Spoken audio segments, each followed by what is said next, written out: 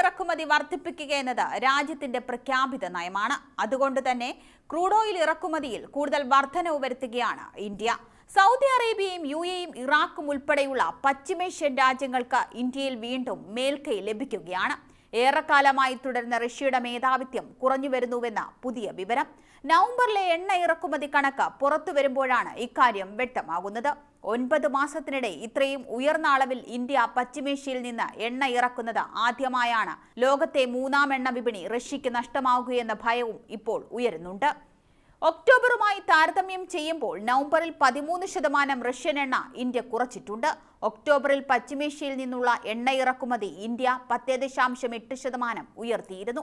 നവംബറിൽ വീണ്ടും ഉയർത്തിയെന്നത് റഷ്യയ്ക്ക് തിരിച്ചടി നൽകുന്ന കണക്കാണ്.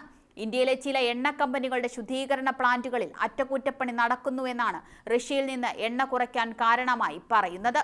അതേസമയം റഷ്യയിലെ പ്രാദേശിക എണ്ണ ശുദ്ധീകരണ കമ്പനികൾ അധികമായി സംഭരിച്ചതാണ് നവംബറിലെ റഷ്യയുടെ എണ്ണ കയറ്റുമതി കുറയാൻ കാരണമെന്നും പറയപ്പെടുന്നു. നേരത്തെ ഈ എണ്ണ ശുദ്ധീകരണ കേന്ദ്രങ്ങളിൽ അറ്റകുറ്റപ്പണി നടക്കുന്നതിനാൽ അവർ കുറച്ചു മാത്രമേ വാങ്ങിയിരുന്നുള്ളൂ.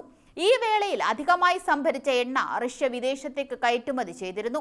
നവംബറിൽ സാഹചര്യം മാറിമറിഞ്ഞിട്ടുമുണ്ട്. റഷ്യയും ഒപെക് രാജ്യങ്ങളും വർഷാവസാനം മുതൽ എണ്ണ ഉൽപാദനത്തിലും കയറ്റുമതിയിലും സന്തുലിതത്വം പാലിക്കാൻ ധാരണയായിട്ടുണ്ട്. നേരത്തെ വൻതോതിൽ കയറ്റുമതി ചെയ്ത റഷ്യയ്ക്ക് ഇനി അത്രയും അളവിൽ കയറ്റി അയക്കാൻ സാധിക്കില്ല. ഈ തീരുമാനം റഷ്യയുടെ എണ്ണ കയറ്റുമതി കുറയാനുള്ള മറ്റൊരു കാരണമാണ്. അതേസമയം ഇന്ത്യ നവംബറിൽ എണ്ണ ഇറക്കുമതി കൂട്ടുകയാണ് ചെയ്തിരിക്കുന്നത്. ചൈനയും അമേരിക്കയും കഴിഞ്ഞാൽ ഇന്ത്യയാണ് കൂടുതൽ എണ്ണ ഇറക്കുമതി ചെയ്യുന്ന രാജ്യം. ഒക്ടോബറിൽ ഇറക്കുമതി ചെയ്തതിനേക്കാൾ 2.5% ഇന്ത്യ നവംബറിൽ വർദ്ധിപ്പിച്ചിട്ടുണ്ട്. കഴിഞ്ഞ വർഷം നവംബറിലെ കണക്കുമായി തട്ടിച്ചു നോക്കുമ്പോൾ 5% കൂടുതലുമാണ്.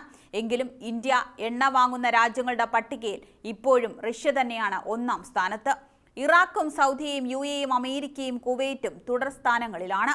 പശ്ചിമേഷ്യയിൽ നിന്ന് വാങ്ങുന്ന ക്രൂഡ് ഓയിലിന്റെ അളവ് കൂട്ടുകയും അതേസമയം റഷ്യയുടെയും അയൽ രാജ്യങ്ങളുടെയും എണ്ണ കുറയ്ക്കുകയുമാണ് ഇന്ത്യ ചെയ്തിരിക്കുന്നത്.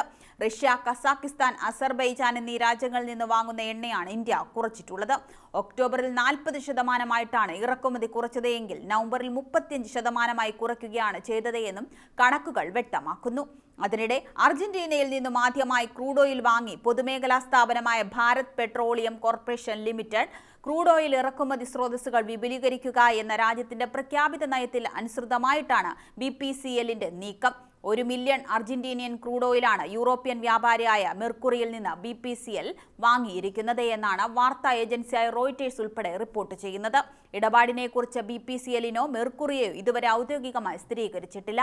2028ഓടെ BPCLന്റെ റീഫൈനിംഗ് ശേഷി 45 മില്യൺ ടണ്ണായി വികസിപ്പിക്കാൻ BPCL പദ്ധതിയിടുന്നതായി പൊതുമേഖലാ സ്ഥാപനത്തിന്റെ മേധാവി സഞ്ജയ് ഖന്ന നേരത്തെ വ്യക്തമാക്കുകയും ചെയ്തിരുന്നു. നിലവിൽ 35.3 മില്യണാണ് BPCLന്റെ റിഫൈനിംഗ് ശേഷി.